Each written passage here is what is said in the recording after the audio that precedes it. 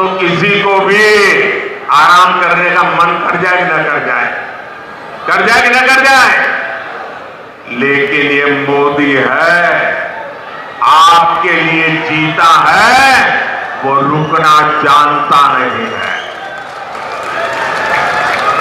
और इसलिए क्योंकि मैंने तय किया है, आपका सपना ही मेरा संकल्प है। मेरा पल पल आपके नाम है। मेरा पल पल देश के नाम है। 24/7 फॉर 2047। न मोदी रुकने वाला है, न मोदी थकने वाला है, और न मोदी मौज करने के लिए पैदा हुआ है। मोदी मेहनत के लिए पैदा हुआ है। वो आपके भविष्य के लिए, आपके बच्चों के भविष्य के लिए मेहनत करने में कोई कमी नहीं रखूंगा। साथियों, ये इंडी गठबंधन वाले इतनी निराशा में डूबे लोग हैं कि भविष्य की ओर देखने के लिए हौसला ही नहीं रहा। ये कहते हैं कि मोदी विकसित भारत की बात क्यों करता है। ये कहते हैं मोदी भारत को तीसरी बड़ी आर्थिक ताकत बनाने की बात क्यों करता है। ये लोग अपने परिवार और सत्ता के लोभ के अलावा कुछ नहीं करते और जनता से छलावा करते रहते। साथियों, कांग्रेस और इंडी गठबंधन के एक और खतरनाक इरादे से मैं आज देश के लोगों को,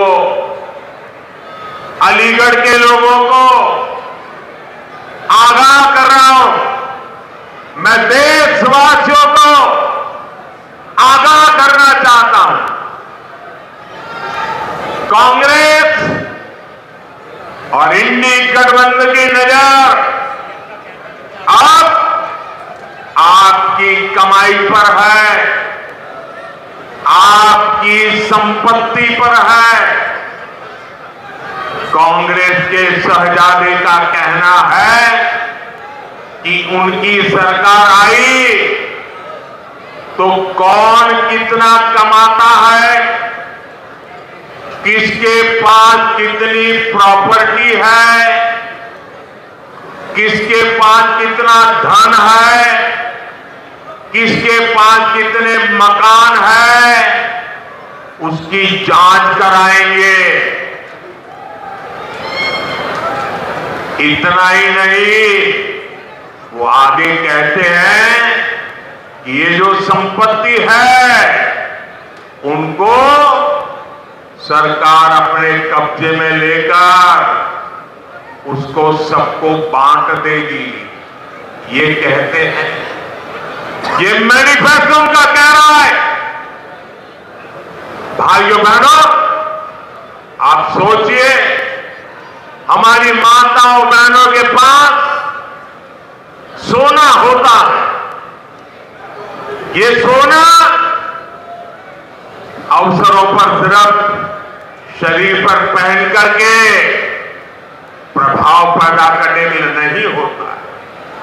हमारे देश में माताओं बहनों के पास जो सोना होता है, कितना ही कम सोना हो, वो स्त्री धन होता है, पवित्र माना जाता है, कानून भी उसकी रक्षा करता है। अब इनकी नजर कानून बदलकर हमारी माताओं बहनों की संपत्ति छीनने का भी खेल खेला जा रहा है। उनका मंगलसूत्र, उस पर उन लोगों की नजर है।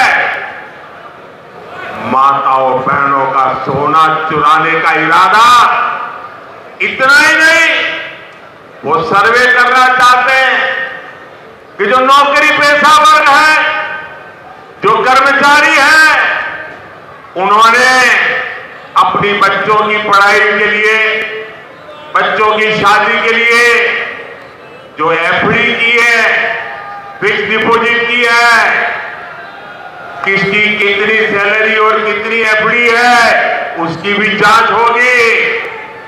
किसके पास एक वाहन है, किसके पास 2 वाहन है, उसकी भी जांच होगी।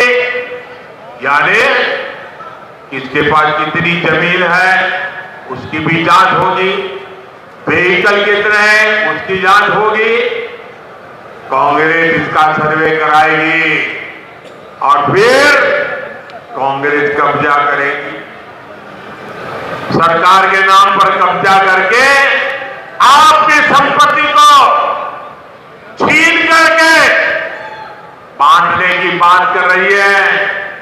कांग्रेस यहां तक जाएगी, अगर आपका गांव में पुराना पैतृक घर है, बच्चों के भविष्य के लिए आपने शहर में मानो छोटा फ्लैट ले लिया, और अगर पता चला कि आपका गांव में भी एक घर है, तो 2 में से 1 छीन लेंगे कि आपको 2 की जरूरत नहीं है, जिसको नहीं उसको दे देंगे। कांग्रेस के लोग कहेंगे कि आपके पास गांव में एक घर तो पहले से ही है। ये माओवादी सोच है, ये कम्युनिस्टों की सोच है। ऐसा करके